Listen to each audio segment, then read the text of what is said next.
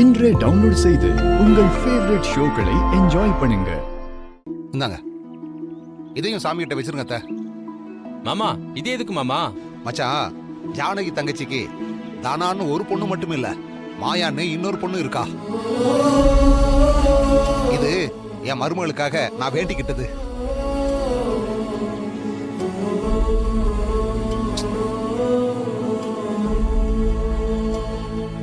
மச்சான் மாயாவை தத்தெடுத்தது இல்லாம பண்ண கேஸ் போட்டிருக்காரு. அந்த கேஸை ரத்து பண்ணி மாயாவை திரும்ப அவர் பொண்ணா ஏத்துக்கணும். அதுக்காக நான் வேண்டிக்கிட்டு வைக்கிறேன்.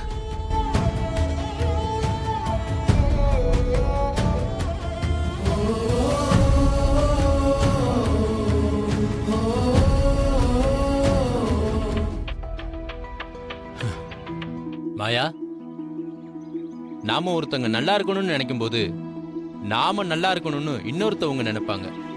உனக்காக மாமா இத பண்றாரு. மச்சான், ஜானகி தங்கச்சி இங்க இருந்தா என்ன பண்ணிருக்குமோ அதைத்தான் நானும் செஞ்சிருக்கேன். தேங்க்ஸ் மாமா. அட என்ன மருமகளே, எனக்கு போய் தேங்க்ஸ் எல்லாம் சொல்லிக்கிட்டு நீ ஒன்னும் கவலைப்படாத. மச்சான் சீக்கிரமா உன்னையும் ஏத்துப்பாரு. அண்ணி, நம்ம ரெண்டு பேரும் இங்க குத்துக்கொள்ளு மாதிரி இருக்கும். நாம நல்லா இருக்கணும்னு இங்க யாருமே எதுவுமே பண்ணல. இவ இந்த குடும்பத்துல இருக்கணும்னு உங்க புருஷன் பொம்மை வைக்கிறாரு வேண்டிக்கிட்டு. இவருக்கு வேற வேலையே இல்ல. அவளை எப்பவுமே தலையில தூக்கி வச்சுட்டே இருப்பாரு. நானும் இந்த வீட்ல பிறந்தவ தானே, எனக்கு யாருமே பொம்மை வைக்கல பாரு. பத்மா,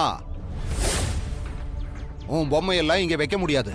வேணும்னா நம்ம வீட்டு வாசல்ல கட்டி தொங்க விடலாம். என்ன என்ன அப்ப என்ன திருஷ்டி பொம்மைன்னு சொல்றீங்களா? ஏய், அப்படி சொல்லக்கூடாதுதான். நியாயப்படி உன்னை சூனியக்காரி பொம்மைன்னு தான் சொல்லணும்.